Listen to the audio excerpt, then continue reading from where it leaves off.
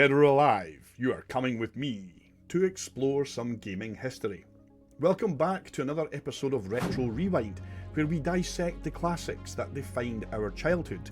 I'm your host, Bitmap Jack, and today we are stepping into Detroit's crime-ridden future to examine the early video game adventures of everyone's favourite cybernetic law enforcer, RoboCop. Before Cyberpunk 2077 let us augment ourselves to fight corruption, RoboCop was the original human-machine hybrid serving the public trust, protecting the innocent, and upholding the law, while also selling a surprising number of video game cartridges. Today we're focusing on RoboCop's digital debut years, from 1988 to 1993, a period where movie-to-game adaptations were often rushed cash grabs, but occasionally they struck gold. So, polish your metal exoskeleton, load up your Auto 9 and prepare to clean up the streets of old Detroit one pixel at a time. This is the early gaming legacy of Officer Alex Murphy.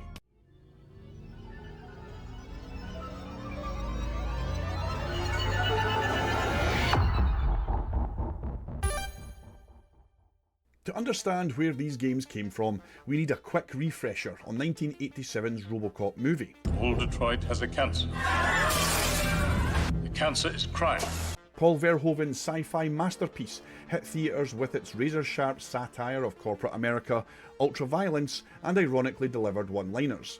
The film grossed over $50 million at the box office, which was impressive for an R-rated sci-fi flick back in the 80s, and instantly became cultural shorthand for both dystopian futures and badass cyborg cops. So, with that kind of success, it was only a matter of time before RoboCop stormed the rapidly growing video game market. Enter then Data East, a company that secured the coveted arcade rights faster than you could say, "I'd buy that for $1." Data East wasn't exactly a stranger to licensed properties. Having already converted Karate Champ and Bad Dudes into quarter-munching machines, the RoboCop license seemed like a perfect fit. A recognisable character with simple motivations that could translate easily to side-scrolling beat-em-up format that dominated arcades of the day. But Data East faced a significant challenge. Turning an R-rated movie known for its graphic violence and biting social commentary into a game that could appeal to the arcade-going audience without alienating younger players or arcade owners concerned about content. Remember, this was the era when Mortal Kombat's digitised blood would soon trigger congressional hearings. So what was the solution here?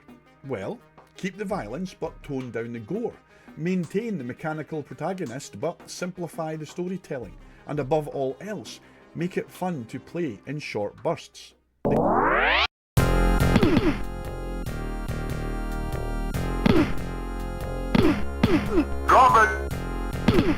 The gameplay formula was abundantly clear straight off the bat.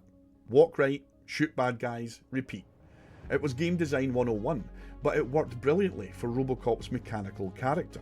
Data East's 1988 RoboCop arcade cabinet was a beautiful beast, standing tall with a colourful marquee featuring the iconic chromed helmet. It beckoned players with the promise of dispensing justice one quarter at a time. The cabinet itself often included blue accents to match RoboCop's armour, making it stand out in the neon jungle of arcade floors. So what about the game itself? Well, a side-scroller shooter that captured the essence of Alex Murphy's methodical approach to law enforcement. Unlike many run-and-gun titles of the era, RoboCop moved deliberately, some might say sluggishly, mimicking the film's character's imposing but lumbering gait. This slower pace wasn't a technical limitation, but a design choice that made you feel like you were actually controlling a half-ton cybernetic police officer. The control scheme also was deceptively simple: a joystick, a fire button, and a jump button. But mastering RoboCop's unique rhythm was another matter entirely. His primary weapon, the Auto 9 pistol, could be fired while standing or crouching, and you could pick up limited-use weapon power-ups like the Cobra assault cannon from the movie. What really made the arcade cabinet special though was the sound design. Data East splurged on voice samples, letting players hear digitised versions of RoboCop's iconic lines, like "Thank you for your cooperation" and "Your move, creep." In 1988, hearing actual movie dialogue come from an arcade cabinet was still a novelty that drew lots of crowds. The arcade game was a substantial hit, with gaming magazines praising its faithful recreation of the film's atmosphere, if not its nuanced storytelling. Operators reported strong earnings, especially in locations near movie theatres still showing the film. RoboCop had successfully made the jump from silver screen to arcade screen, but Data East and Ocean Software had bigger plans, bringing Officer Murphy home to personal computers and consoles. Red alert. Red alert. Red alert. You crossed my line of death! You haven't dismantled your MX stockpile. Pakistan is threatening my border! That's it, Buster. No more military aid. Nuke 'em. Get them before they get you. Another quality home game from Butler Brothers. If you were a gamer between 1989 and 1991, you couldn't escape RoboCop. The property was licensed and ported to virtually every gaming platform of the era, with varying degrees of success. The home versions came from two main sources. Data East handled the NES version in North America, while Ocean Software developed versions for European computers and consoles. The 1989 Nintendo Entertainment System port by Data East made the necessary compromises to fit within the hardware limitations. The deliberately paced gameplay of the arcade actually did translate well to the NES.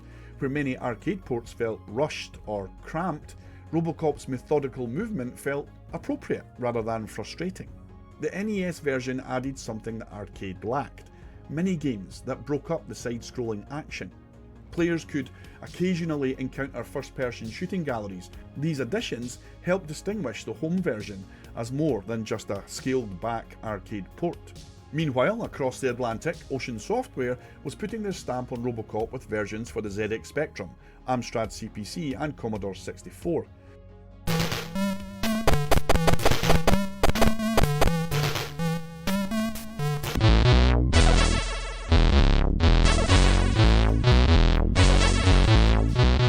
These European computer ports took a slightly different approach, both visually and mechanically.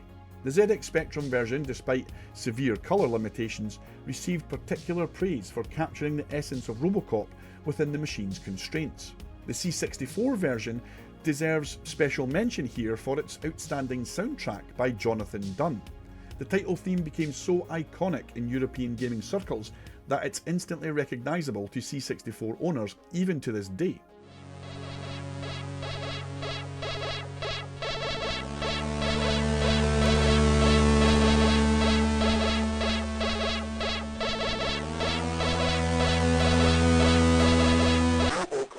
A pulsing, robotic masterpiece that perfectly captured Murphy's mechanical nature using the C64's SID chip. What's fascinating about this era of RoboCop games is how each version had to adapt to its own hardware. Playing RoboCop across different platforms was like seeing the same character in parallel universes, recognisably RoboCop, but with different capabilities and limitations based on the system's power. As Hollywood churned out film sequels, the video game industry followed suit. RoboCop 2 arrived in arcades and on home systems in 1990 and in 1991, coinciding with the film's sequel's release. Data East returned for arcade duties while Ocean Software handled the home ports. RoboCop 2's arcade version evolved the formula with improved graphics and more varied gameplay. The home versions once again varied wildly depending on the platform, with the NES version being particularly notorious for its punishing difficulty, a common trait of movie licensed games designed to prevent rentals from being completed in one weekend. But that's a different story for another time. By the time RoboCop 3 games arrived in 1992, developers were starting to experiment more with this formula. The most ambitious spin-off though came in 1993 with RoboCop Versus Terminator, based on the Dark Horse comic book crossover.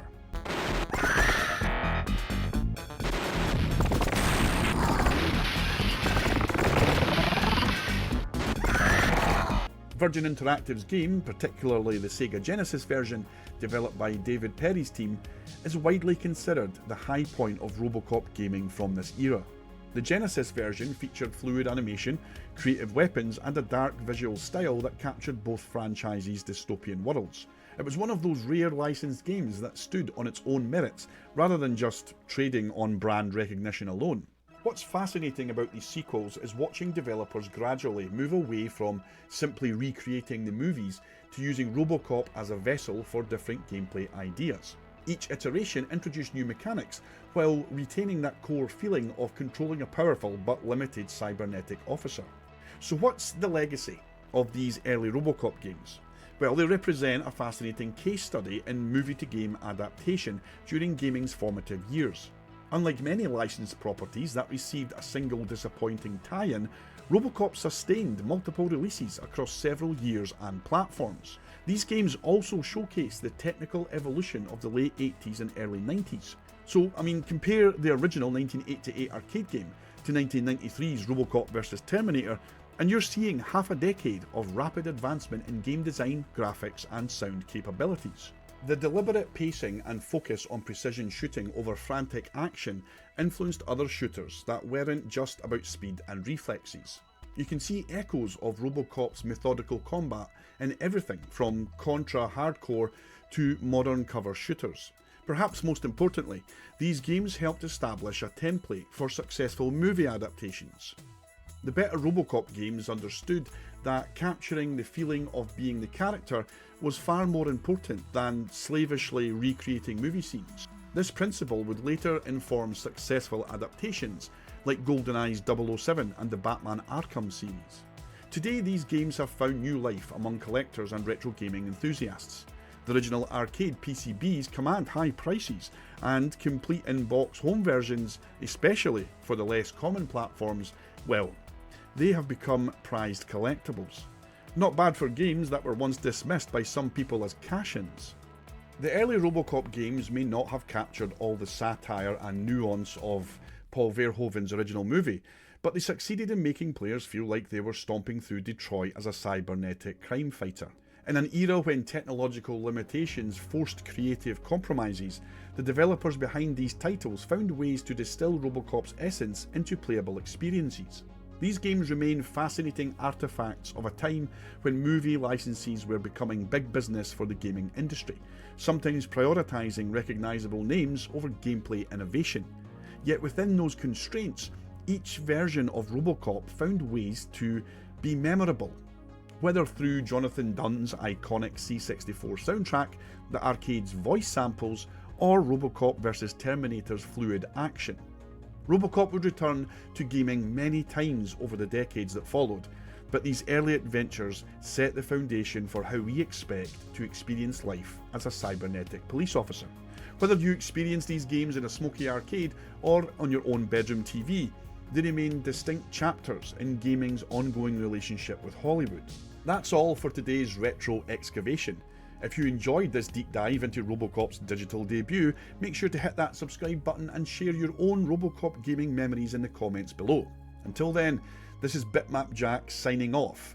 Dead or alive, you're coming with me to the next episode.